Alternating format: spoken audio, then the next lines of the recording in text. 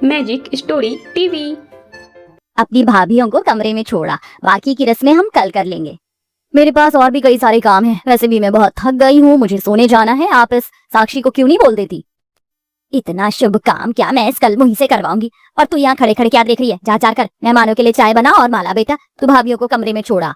माला मुंह बनाकर अपनी भाभीियों को उनके कमरे तक ले जाती है। ये 5 कमरे हैं, एक एक आप लोगों का है। जाकर आराम कर लीजिए और मुझे भी करने दीजिए। शादी से पहले तुम्हारी हमसे ठीक से कभी बात ही नहीं हो पाई। कहने को रंग तो हम 5 का ही साफ है, लेकिन तुम तो बहुत ज्यादा सुंदर हो। हमारी सभी सहेलियों में से सबसे सुंदर नंद हमारी ही है। वो तो होगी ही ना, मैं इतनी गोरी जो हूँ। अनीता, पायल, मधु, कनिका और किंजल की कहने को तो 2 नंद थी, लेकिन जो एक नंद माला बिल्कुल दूध की तरह गोरी और काफी सुंदर थी, वहीं दूसरी नंद साक्षी रंग में काली थी, जिसके चलते 5 भाभियां अपनी गोरी नंद की तरफ अट्रैक्ट होती हैं। आप तो हम सबके लिए कितने सुंदर सुंदर कपड़े लेकर आई हो। मुझे तो ये नीला वाला सूट काफी पसंद आ रहा है, मैं तो यही लूंगी। पहले ये नीला सूट मुझे पसंद आया है, इसे तो मैं ही लूंगी। लेकिन साक्षी, तुम जिद क्यों करती हो? अपना और माला का रंग देखा है, तुम दोनों में कितना फर्क है। तुम्हारे काले रंग पर तो ये नीला रंग अच्छा ही नहीं लगेगा, तो तुम ये काला सूट रख लो। जैसा तुम्हारा रंग वैसा ही suit. Like, subscribe and share. Kanika की बात सुन साक्षी को बुरा तो लगता है, लेकिन वो हंसते हुए कनिका का दिया हुआ काले रंग का सूट ले लेती है। आज तो कुछ ज्यादा ही काम है ना। अभी तो रसोई में भी कितना सारा काम पड़ा है, कपड़े धोने, घर की साफ सफाई भी करनी है। और नहीं तो क्या, मुझे तो लगता है कि आज हम 5 का पूरा दिन घर की साफ सफाई में ही निकल जाएगा। सभी भाभी किचन में खड़ी होकर ढेर सारा काम कर रही होती हैं कि तभी वहां साक्षी आती है।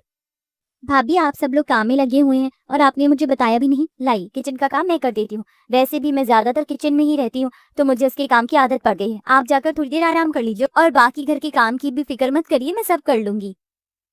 तुम्हें इतना ही शौक है काम करने का तो ठीक है, कर लो। और हाँ, सबके लिए 1-1 कप चाय भी बना देना। 5 भाभी बाहर हॉल में आकर बैठ जाती हैं। वहीं साक्षी किचन में काम करने लगती है कि तभी हॉल में माला काफी तैयार होकर आती है। माला, आज तो तुम काफी सुंदर लग रही हो। कहाँ जा रही हो? आपको पता नहीं है, जब कोई बाहर जाता है तो उसे टोका नहीं करते। वैसे मैं मूवी देखने के लिए जा रही हूँ। मूवी देखने के लिए जा रही हो? पता है, हमारा भी कब से मूवी देखने का प्लान बन रहा था, लेकिन हमारे पतियों को तो काम से फुर्सत ही नहीं है। चलो ना, हम सब साथ में चलते, इस बहाने नंद भाभी की डेट भी हो जाएगी। भाभी, मुझे नंद भाभी की डेट में जरा भी इंटरेस्ट नहीं है। आपकी और मेरी लाइफ में जमीन आसमान का फर्क है, सो प्लीज बार बार मेरी लाइफ में इंटरफेयर करने की कोई जरूरत नहीं है। बार बार माला अपनी गोरी भाभीियों की बात को काट कर उनकी इंसल्ट किया करती थी, लेकिन सिर्फ अपनी नंद के गोरे रंग और खूबसूरती के चलते 5 भाभीियों को उसकी बात का बुरा नहीं लगता था। ऐसे ही एक दिन, अरे यार माला, बहुत जोरों की भूख लग रही है, मेरे तो कुछ टेस्टी सा खाने का दिल कर रहा है। तो अपनी भाभीयों से बोलकर हमारे लिए नूडल्स और मोमोज बनवा लेना। हाँ यार, क्यों नहीं। माला अपनी भाभीियों को आवाज देकर हॉल में बुलाती है और उनसे मोमोज और नूडल्स बनाने के लिए कहती है, जिसे सुन। लेकिन माला, हमें से किसी को भी मोमोज नूडल्स बनाने के लिए नहीं आता है। तुम कहो तो हम सैंडविच वगैरह बना देते हैं। जब हमारा नूडल्स और मोमोज खाने का मन है तो आप सैंडविच क्यों बनाओगी? घर वालों ने सिर्फ मेकअप करना सिखाया है क्या? घर का कुछ काम वगैरह नहीं आता है क्या आप लोगों को? अरे नहीं तो क्या माला, तेरी 5 भाभी आए, लेकिन मुझे तो हर कोई निठल्ली लग रही है काम से।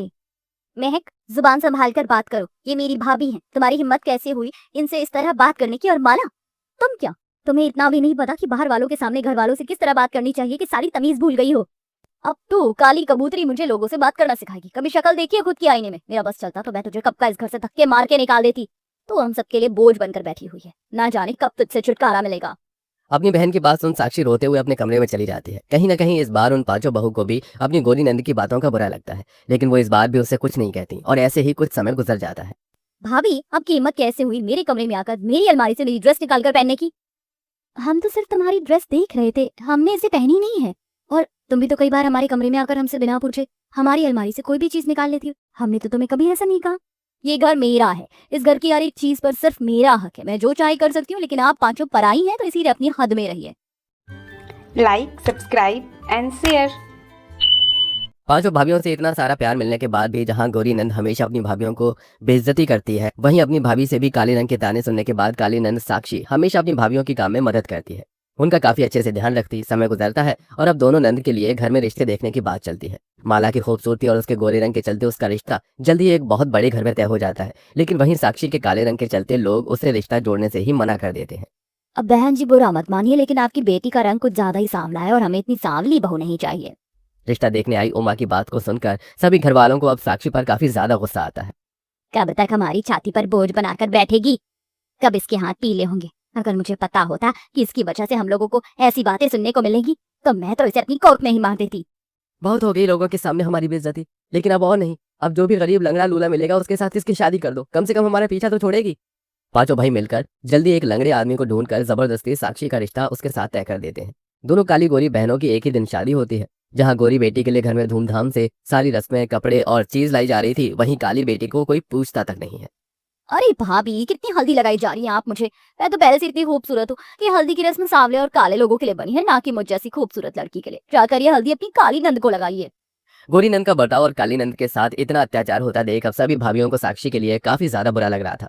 ऐसे ही 2-3 दिन गुजरते हैं और आज दोनों बहनों की शादी होती है। कमरे में बैठ साक्षी शादी के जोड़े में काफी रो रही होती है। क्या काला रंग होना इंसान को इतनी बड़ी सजा दे सकता है? मेरे काले रंग के चलते मेरे अपने ही घर वाले मेरी शादी एक लंगड़े से करवा रहे। इससे अच्छा तो मुझे जहर दे देते। साक्षी कमरे में बैठकर रो ही रही थी कि तभी बाहर से उसकी पांचों भाभियां सारी बात सुन लेती हैं। हमने हमेशा से माला को इतना प्यार दिया, हमेशा उसका ख्याल रखा, लेकिन उसने हमेशा हमारी बेइज्जती की। और जहाँ हमने अपनी काली नंद को कभी प्यार से एक शब्द नहीं बोला, वो हमेशा हमारी कितनी मदद करती थी। आज हमारी बारी है कि हम उसकी मदद करें। हम साक्षी की जिंदगी किसी भी हाल में खराब नहीं होने देंगे। माला तो शादी करके जिंदगी भर खुश रहेगी, लेकिन साक्षी को हम और मुसीबत में नहीं डाल सकते। पांचों भाभी अब सीधा साक्षी के पास जाती हैं। साक्षी, तुम्हें शादी नहीं करनी ना, तो तुम्हारी शादी नहीं होगी, तुम फिक्र मत करो। लेकिन भाभी कैसे? बारात आ गई है, माँ भैया जबरदस्ती ही सही, लेकिन नंद की शादी करवा कर ही मानेंगे। कानून नाम की भी कोई चीज होती है? आपने कहा ना कि शादी नहीं होगी तो नहीं होगी। काफी देर तक साक्षी के मंडप में न आने के कारण सुषमा अपने बेटों के साथ ऊपर आती है, जहां सभी बहुएं अपनी सास और पतियों को शादी के लिए मना कर देती हैं। तुम लोगों का दिमाग तो नहीं खराब हो गया? इतनी मुश्किल से इसके लिए रिश्ता मिला है और तुम रिश्ते को तोड़ने के लिए कह रही हो? माँ जी, क्योंकि हम साक्षी की जिंदगी बर्बाद नहीं होने दे सकते। सिर्फ इसके रंग की वजह से आप कैसे उसकी शादी एक लंगड़े से करवा सकती हैं? साक्षी की शादी हम करवाएंगे, हम जिम्मेदारी लेते हैं इसकी, लेकिन आज साक्षी की शादी नहीं होगी।